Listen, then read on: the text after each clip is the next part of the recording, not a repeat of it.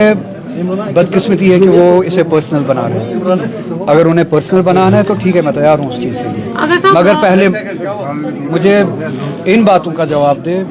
Personal लड़ाई बाद में लड़ेंगे, यहाँ पे फुर्सत नहीं है पर्सनल लड़ाई लड़ने की। ये कश्मीर जो है इस वक्त एग्जिस्टेंशियल क्राइसिस से लड़ रहा है। हमारे इतने बड़े मामलात हैं जो किसी के पर्सनल ईगो से बहुत बड़े हैं। हमारे हज़ारों नौजवान जेलों में बंद हैं, उनका एड्रेस उन्हें पता है, उनके बारे में क्या किया अभी तक उस बारे में कुछ पता है।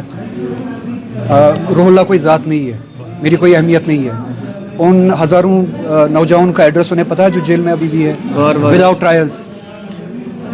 370 की लड़ाई हमारे वजूद की लड़ाई नेशनल कॉन्फ्रेंस का प्रॉमिस है। पिछले इलेक्शन में मेरी ज़ात की कोई हैसियत नहीं है। इस कौम को इस तशख़्ख़ुस की लड़ाई के लिए जो वादा दिया गया था, इस एक साल में हमने वो कहाँ पे शॉल और गुलदस्तों में बेच के खाई है वो लड़ाई। उसका एड्रेस है उनके पास। 2024 में ये वादा किया गया कि 5 साल में हम 1 लाख नौकरियां देंगे। वो एड्रेसेस क्या मुझे कोई दे सकता है कि जो 20,000 नौकरियां पिछले 1 साल में लगी है? हमारे मजहबी अकायद पे, हमारे कल्चरल आइडेंटिटी पे जो हमले हुए, उन हमलों के खिलाफ कौन सी लड़ाई हुई उसका एड्रेस बता सकते हैं? क्या उस आसमान पे वो है जहाँ पे वो लड़ाई लड़नी है, या ज़मीन दोस्त कर दिया है उन वादों को जो हमने इलेक्शन से पहले लोगों के साथ किए हैं? इन सवालों का जवाब हमें दे, और यही सवाल रहेंगे। मेरी ज़ात कोई नहीं है। अगर किसी को अपना ईगो इशू बनाना है वो मैं उस लेवल पे भी लड़ूंगा, मगर मेरी ज़ात की कोई इंपॉर्टेंस ही नहीं है। रूहुल्लाह की ज़ात की कोई इंपॉर्टेंस नहीं है, किसी और की ज़ात की कोई इंपॉर्टेंस ही नहीं है। इंपॉर्टेंस है उस उम्मीद की, उस एजेंडा की, उस रिस्पॉन्सिबिलिटी, उस मैंडेट की जो लोगों ने हमारे हाथ में दिया है। उन वादों का एड्रेस क्या है, क्या उनको पहचानते हैं, वो लड़ाई कहाँ पे है, उसके बारे में बताएं। वो हज़ारों नौजवान जो जेल में अभी भी बंद हैं, उनके लिए 1 साल में किया क्या हमने, उनका एड्रेस मुझे बताएं। तो इसी तरह से बहुत सारे इश्यूज़ हैं जिनको लेके हम बात कर रहे हैं। किसी को ये ज़ाती मसला बनाना हो बना ले, मुझे उससे कोई फ़र्क नहीं पड़ता।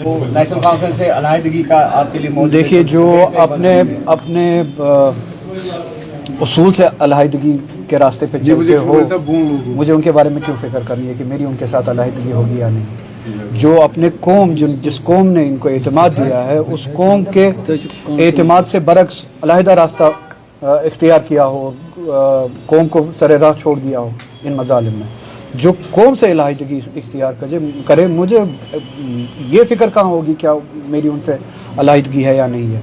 मेरा सवाल उनसे ये भी है, आज भी है, और आप इस सवाल का जवाब लेके आइए। क्या जो मैं बातें करता हूँ, जो सवाल मैं करता हूँ, क्या ये नेशनल कॉन्फ्रेंस का एजेंडा नहीं है? और अगर ये नेशनल कॉन्फ्रेंस का एजेंडा है तो मैंने अलहदा रास्ता इख्तियार नहीं किया है, उन्होंने गलत रास्ता इख्तियार किया है। तो अगर किसी को अपनी जगह से दूर हटना चाहिए, उतरना चाहिए, माफ़ी मांगनी चाहिए, वो उन्हें। मुझे आगा साहब मजीद लारमी ने आपके ज़ात के लिए वोट दिया, क्योंकि लोग जो कह रहे हैं कि हमने आगा साहब को देकर वोट दिया। अब उसके बारे में हम देख रहे हैं कि नेशनल कॉन्फ्रेंस के डिप्टी सीएमओ या एमएलए, आज वो देखिए, वो आवाम का बड़ापन है, लोगों का बड़ापन है, मोहब्बत है मेरे लिए, वो इस तरह की बातें करते हैं। मगर मेरे लिए किसी ने वोट नहीं दिया। लोगों ने अपने वजूद के लिए वोट दिया, अपनी लड़ाई के लिए वोट दिया, अपने मुस्तकबिल के लिए वोट दिया। मैं कोई ज़ात नहीं हूँ, कोई तुरम खान नहीं है कि किसी के लिए वोट दिया हो, और मैं भी कोई बड़ी ज़ात नहीं हूँ। लोगों ने अपने वजूद के लिए, अपनी लड़ाई के लिए, अपने हुकूक के लिए, अपने तशख़्ख़ुस के लिए, कॉन्स्टिट्यूशनल आइडेंटिटी के लिए, प्रोटेक्शंस के लिए जो हमसे छीने गए, उनकी वापसी के लिए वोट दिया। तो जो भी उस लड़ाई में, उस एजेंडा पे वफादार रहेगा, ऑनेस्ट रहेगा, डेडिकेटेड रहेगा, लोग उसके साथ है, चाहे मैं हूँ चाहे कोई और हो। जो उस चीज़ के साथ, लोगों के एतमाद के साथ बेवफाई करेगा, वो कोई भी हो, वो खुद को तुरम खान ना समझे, लोग उनको अपनी जगह दिखाते हैं।